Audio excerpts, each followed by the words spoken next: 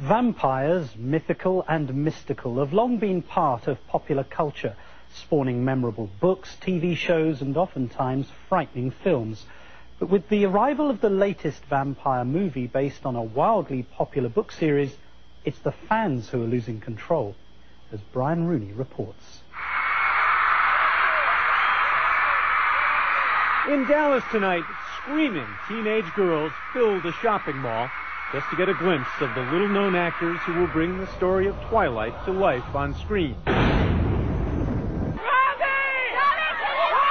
And to get a movie poster personally autographed. Can I shake your hand?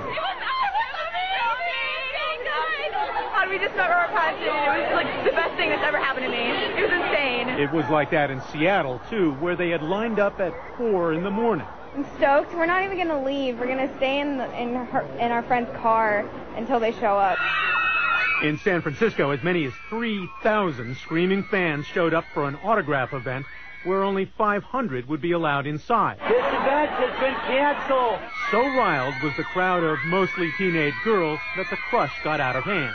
Then the police and the fire trucks and ambulances came, and nobody moved, so they just shut it down. Then they put the event back on.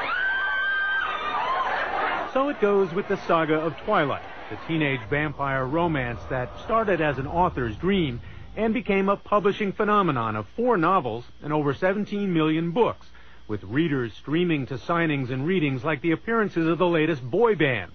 And now Twilight is a major, we mean like totally major, motion picture about to hit the theaters. I'm so excited. I can hardly contain myself. It's the cutest love story ever. I feel like I'm in love when I'm reading it. The books and the movie are about an average teenage girl named Bella Swan in Forks, Washington, who falls in love with a 100-year-old vampire frozen in the body of 17-year-old Edward Cullen. How old are you? 17. How long have you been 17? A while. In print, Edward is described as luminescently beautiful, an impossibly perfect guy, and in the movie, it falls to the all-too-human 22-year-old Robert Pattinson to live up to the expectations of those girls lined up for his autograph. I put off the audition for ages because I just thought this is just so silly, and it's also arrogant and embarrassing even turning up with the perfect guy audition. I think I'm in with a chance. It's auditioning for Mr. Universe. It's all the invention of author Stephanie Meyer, who created that average girl other average girls could admire, and Edward, the boy they could only hope for. I'm not scared of you. You really shouldn't have said that. All over America, teenage girls are swooning, and theater owners may be doing the same. I have a daughter who said Edward is the perfect boyfriend. I don't know that I agree with that. There's a lot of other characters that I think would be a little bit less work. But he is a gentleman, and that's such a rare thing now that I think a lot of girls are sort of taken by this person who is chivalrous and makes a lot of his decisions based on not what makes him happy, but what makes his girlfriend happy. This is fiction and Hollywood we're talking about here, but if his appearances on the press tour are any indication, the stylishly scruffy and British Pattinson just might have the stuff of the American vampire, Edward. People were so obsessed and passionate about the book that when there's an actual physical thing that they can touch from it instead of just only being able to connect with their imaginations. The dramatic tension of the story is that in the midst of one of those I can't live without you teenage romances, Edward has to fight the urge to drink Bella's blood and kill her. He really can't live without her, but he does. He restrains himself. You are my life now. He has this desire both to devour her with love and devour her literally. Literally, right. Well, that's what gives you the tension. It's that extra aspect where it's not just life or death because my heart's going to be broken. It's life or death as in you could die in the next 15 minutes.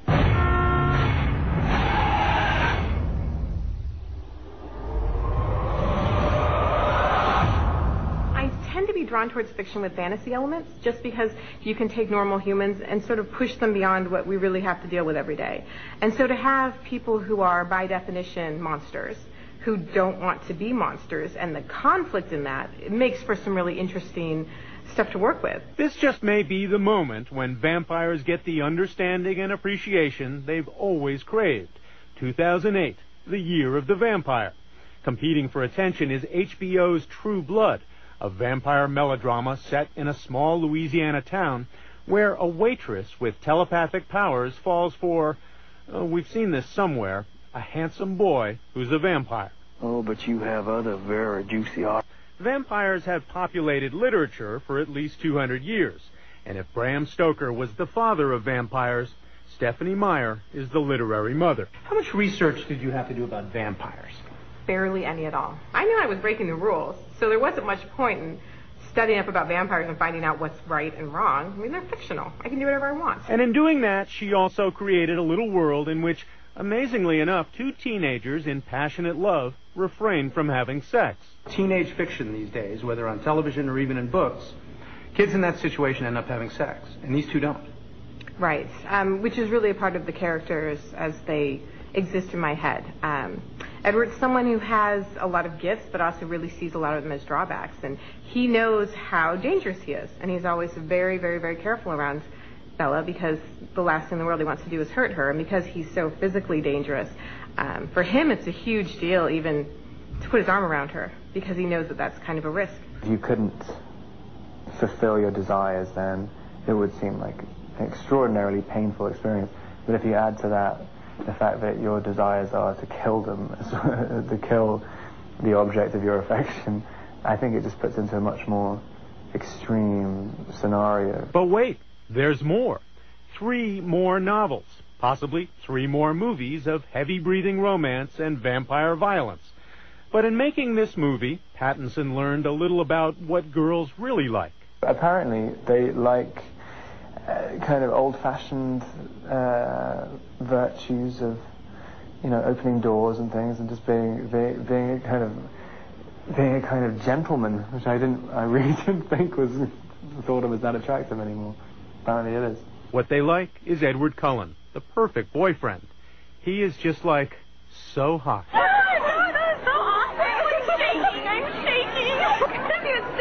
it was amazing. I said thank you and you said no problem. I'm good for life. This is Brian Rooney for Nightline in Hollywood. The perfect boyfriend on the outside, perhaps. Our thanks to Brian Rooney.